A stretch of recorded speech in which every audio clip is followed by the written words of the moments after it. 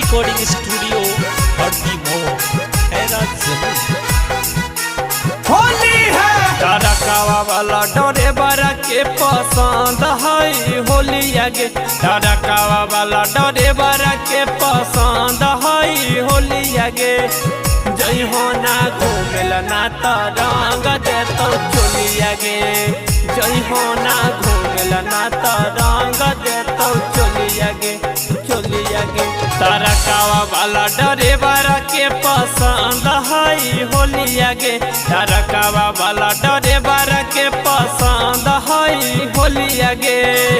जय हो ना घूमेल ना तो रंग दे तो चोली आगे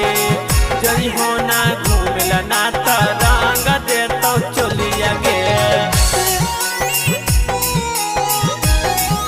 जय हो ना घूमेल ना तो रंग दे तो चोली आगे जय हो ना घूमेल ना तो रंग दे तो चोली आगे ये चौड़ी होलिया में हमारा से चुनी रंगाइएगी ये चौड़ी होलिया में हमारा से ये छौड़ी ऊपरो रंग तो नीचा वो रंग तो चोली आगे ये छौड़ी तोरो पसंद लगा तो बोलो तो ऐसन बोलिया गे ऐसन बोलिया गे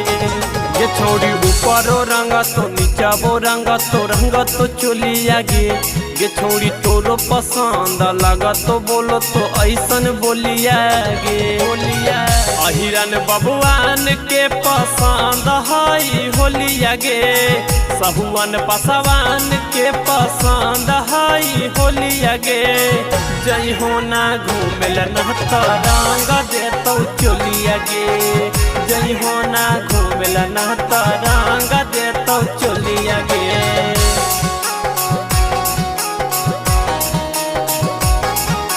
सारा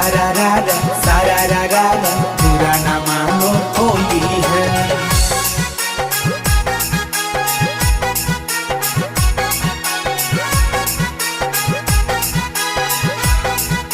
छौड़ी अबीर लगई तो रंग तो चोली आगे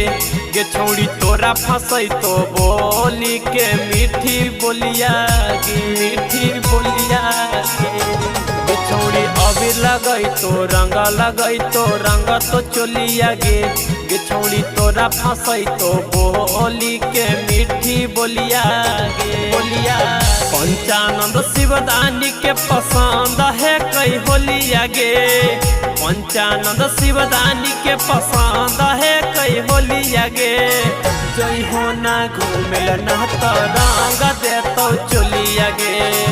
जय हो ना घूमेल ना